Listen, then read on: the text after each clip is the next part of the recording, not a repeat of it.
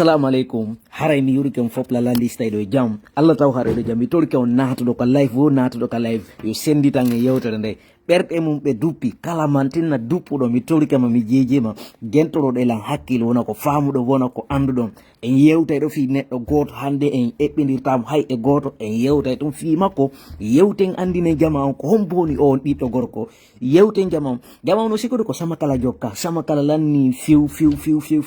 ko billahi wallahi mede felliti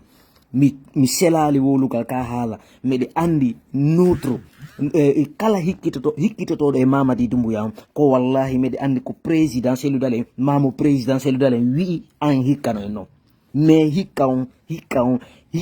ko wallahi mi wowla ni on ay nga o bodo mon o hiide do o photo mon o hiide do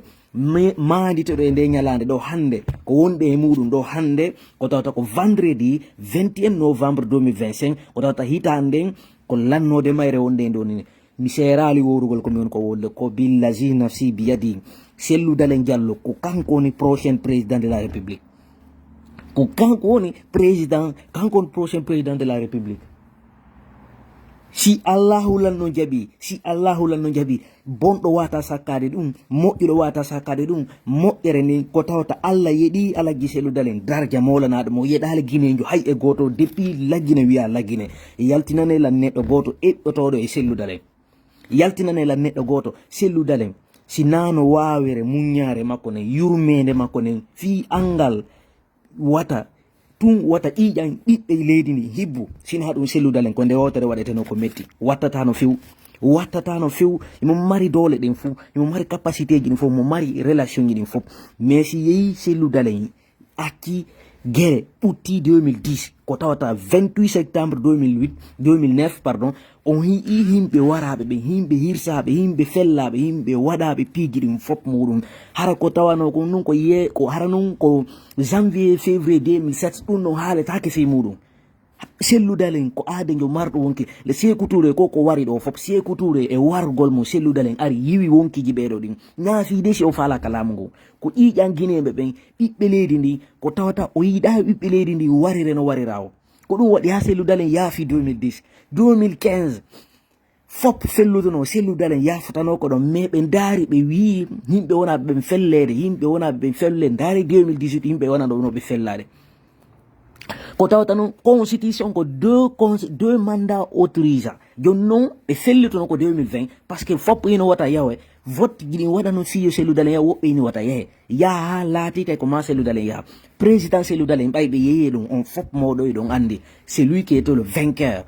o yaadali Alpha Condé minima ko juuti ko minima tay ɓe tappi Alpha Condé yani ko leydi Alpha Condé wiyede Alpha Condé mo o sustan Cellou Dalein mais yeeyi ɗum ɗo fop ɓe utilise arme ji ɓe golleri arme ji ɓe sakkori oɗo fop ɗe kende ɗo fop ɓeɗo ɓe ara ɓe waɗa coup d'état le 5 septembre 2021 ɓe faminanayi ko justice ɓe oni ari waɗugol ɓe faminanayi ko leydi fewdu ɓe ari waɗu ko leydi meɗen ɓe ari fonnugo ɓiɓɓe leydi ni ɓe ari fiyo yafodire fi développement leydi ni ɓe ari noon ɓe ƴetti laggine ɓe ukki ko Alpha Condé ukkali laggine ɓe ari noon ɓe ƴetti ɓiɓɓe leydi ɓe waririɓe ko Alpha Condé warirali ɓe ari ɓe ƴetti ɓiɓɓe leydi ɓe huwiɓe ko c'est à dire politique CNRD on politique maɓɓe on mamadi ɓe wi ɓe faami ɓe wi ɓe andi mais trop tard déjà a fait ce rôle mais inchallah holoɗe hoɗo ɗo mi serali worugol lontotoɗo mamadi dumbuya ko wallahi miɗe felliti ko président Cellou Dalein miɗe c'est à dire miɗe anndi mi yeeti ko minni tous les moyens aɗon anndi ɓe yeetinoye e kamɓe bawuri ɓe yeetinoye o il y a beaucoup de choses qui se passent dans le gouvernement dans la coulisse donc il y a beaucoup de choses encore qui passent dans l'opposition en coulisses donc iɗo ɗi si heɓɓinirama en anday komɓe marɓe dole ɓe si Allahu lanno jaaɓi immoɗen en fop meɗen jonnodiren juuɗe meɗen ni yehen participer ngo kañot créa ɗum participer kañot ton waɗen ko duwa kon acci don min e golle duwaɗe waɗede ɗen ka leydi meɗen ko waɗi ndi leydi meɗen ndi hettoto e juuɗe ɗi bandiji ɗo leydi meɗen ndi hettoto min e ɗi bandiji ɗo min joɗota ko min on bakine e hunduko ɓeɗo ɓe waɗa ko ɓe falaka ndele wawata jamais de la vie meɗe andi kadi ko mon ko wolde kadi si Allahu lanno jaaɓi Cellou Dalein ida andi jama on fop no habborima président Cellou Dalein meɗen turima meɗen jeejuma may le combat continue jusqu'à la victoire finale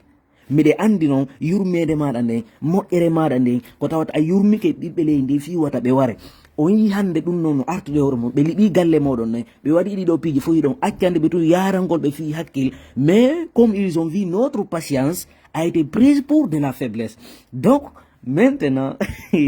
ƴette responsabilité ji meɗen ni en fop meɗen si Allah jaɓi ko wiɗen yo waɗo en waɗay. Jama on hande no haton guine ballal ko gonga mon fiw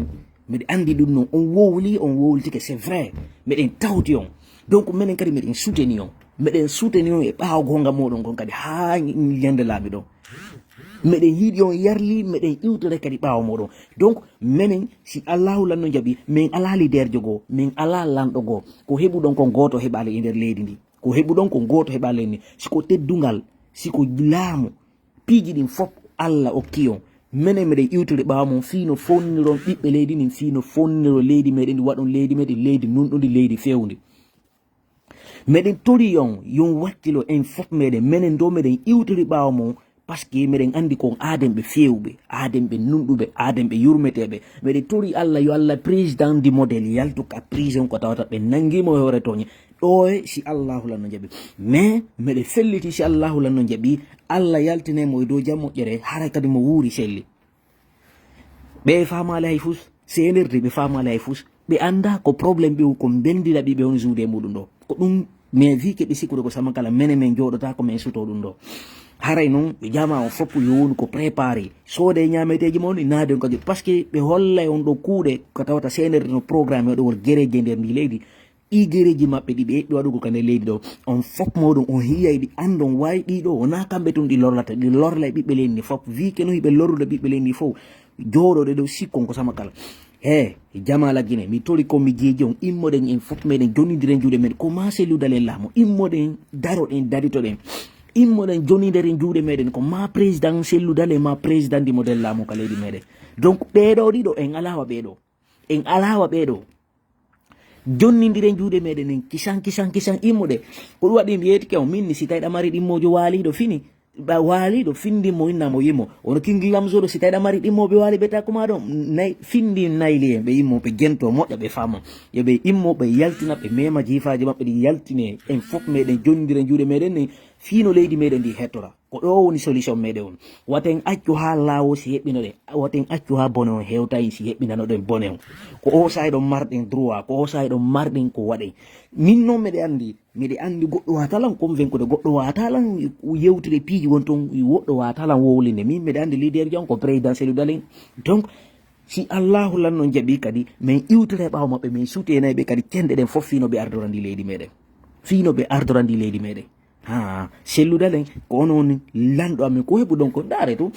on wonali président de la république mais on woni président c'est à dire on woni président fi on woni président on heeɓi ko goto heɓale si hande ko goɗɗo marno o jama ko marno ɗon ɗo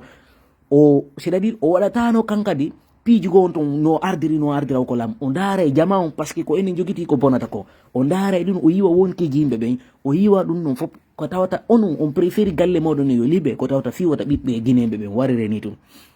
na fi innugo so watano gollirgo piiji gon to fiwata ɓili galle ɗum wawi mais wi ke ɗum noon fof waɗi ɗon andi donc wakkilo ɗen en fof meɗen sutenen Alhaji Cellou Dalein ko neɗɗo yurmeteɗo ko neɗɗo famuɗo ko neɗɗo marɗo l'intelligence ko neɗɗo marɗo l'espérance ko neɗɗo marɗo gandal e faamu min mi ala lanɗogo sina Cellou Dalein moni ɗo ɗa wawi suɓade Mamadi goy ɗa wawi suɓade Lansana Kouyaté ɗa wawi suɓade goɗɗo goo mais min lanɗo an on ko président Cellou Dalein est ce que on fami donc min meɗe andi mi nisata kadi ko mon koye ɓawa président Cellou par ce que meɗe andi ko neɗɗo marɗo gonga maranaɗo kadi teddugal ko tawata yimɓe ɓen jen toon no jaggade ɓe e hoore tooña si allahu lan no jaɓino le combat continue Cellou Dalein Diallo ɓeɗo min meɗe andi hunde wotere meɗe andi ko kamɓe o lamprasa ko kamɓe hikko ram c'est à dire ko kamɓe lontoto Mamadi Doumbouya ɗum lekki wata itude ɗum sadaka wata itude ɗum fus wata sansede wi ke manin kaɓen kamɓe ɓe hooli koɓe malhonnête ɓe hooli koɓe worɓe ɓe hooli koɓe hooli ɗon mahi on verra qui est qui dans ce pays là min ko min namita militant ɓe IFDG ɓen fop kono mi mari ko mi wiyata ɓe